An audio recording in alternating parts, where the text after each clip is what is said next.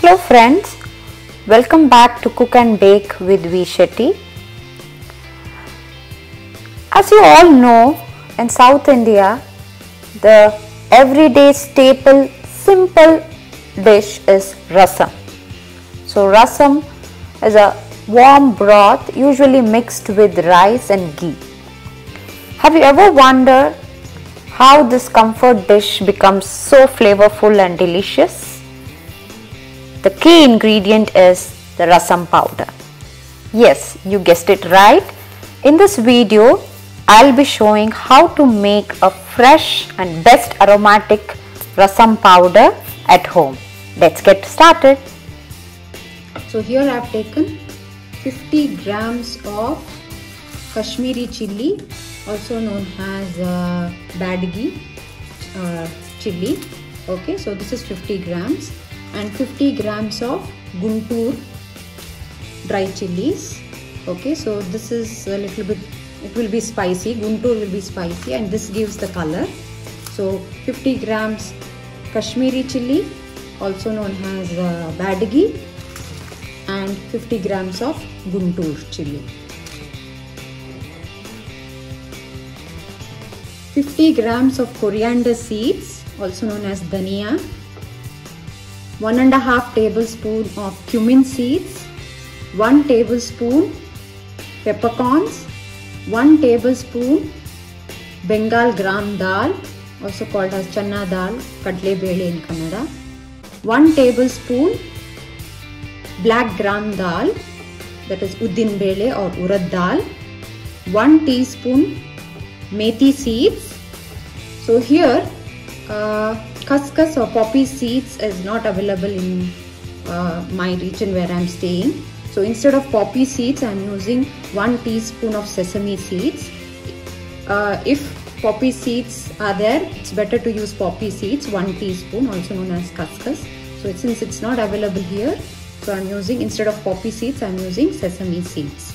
Okay, and 2 sticks of curry leaves. So I have removed from the sticks, washed it thoroughly. Okay, so 2 sticks of curry leaves. So these are the main ingredients, and 1 teaspoon of turmeric. Okay, so these are the main ingredients. So we need to dry roast these ingredients. You'll be using few drops of coconut oil. So you need to dry roast this separately, the chilies separately and all these ingredients separately.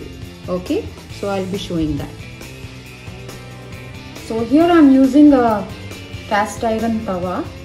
Okay, so it's better to use a iron dish so that it doesn't burn. If you don't have, you can use a non-stick tawa as well. So heat the tawa. So you need to add a very few drops of oil so that it doesn't burn. Okay, so I have used coconut oil. So you need to roast this separately. First I'll be roasting the Guntur. Make sure to keep the heat or flame low to medium.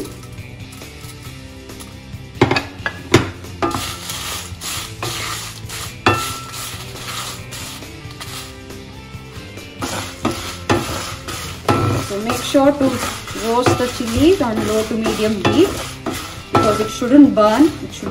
It shouldn't turn black. So it gives a burning flavor.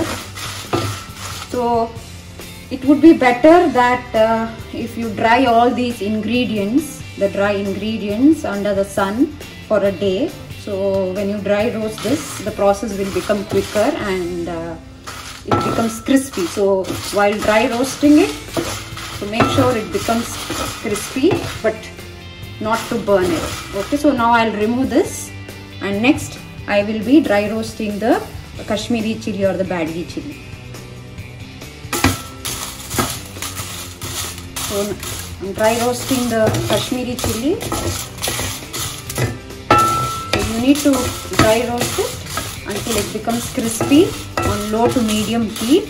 Make sure it doesn't burn, it doesn't turn black. So I'm done with the roasting of the dry chilies. So make sure you roast it on low to medium heat and it should become crispy. Next I'll be roasting other ingredients.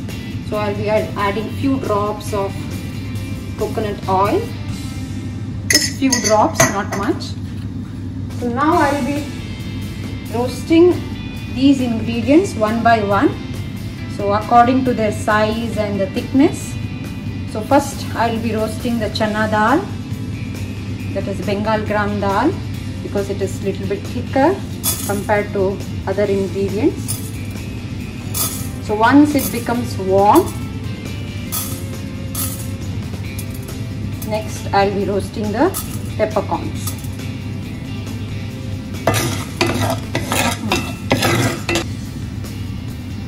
Make sure to keep the heat low. Next I'll be adding peppercorns, because even that is bigger compared to other ingredients. Let it become little warm, and then next I'll add the black gram dal, that is urad dal. Next will be urad dal.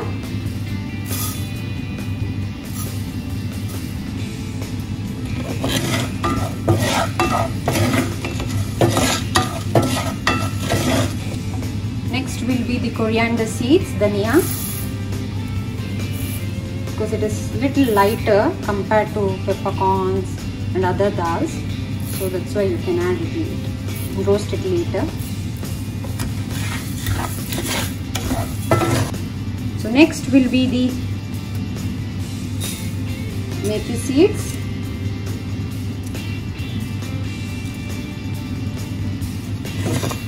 So make sure not to burn the methi seeds, otherwise it will give a bitter taste to the powder.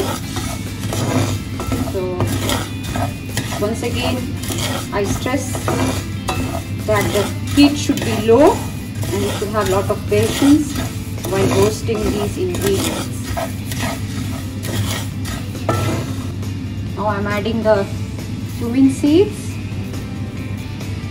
and last will be the sesame seeds if you are using khus-khus.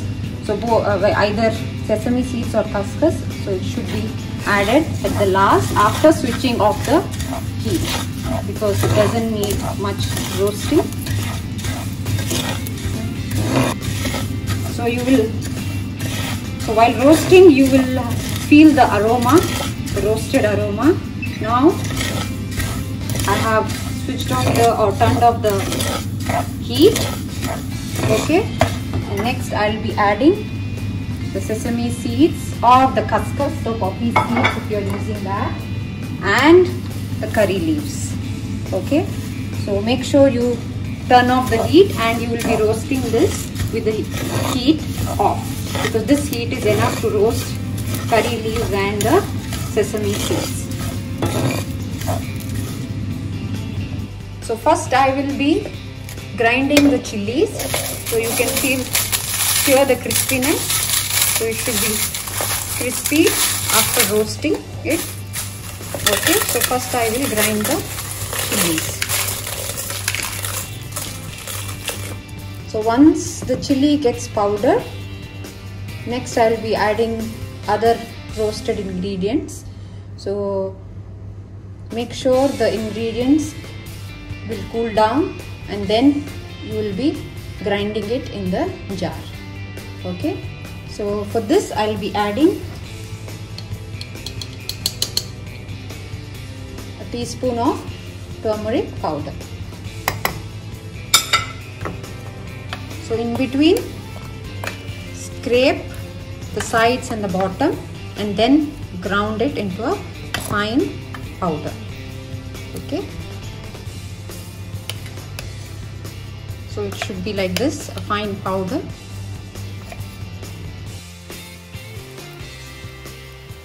Transfer the powder onto a plate and let it cool down completely.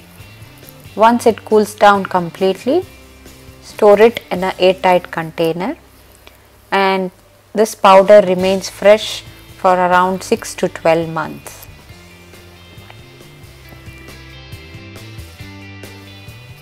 So this powder can be used to make different varieties of rasam. If you wish, you can also use this powder to make some curries or even to make chutney powder. Soon in my channel I'll be sharing few of the recipes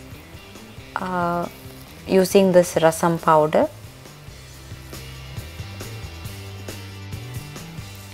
Do try this recipe and let me know your feedback in the comment section below. If you like my recipes, please do share with your family and friends. Thank you for watching.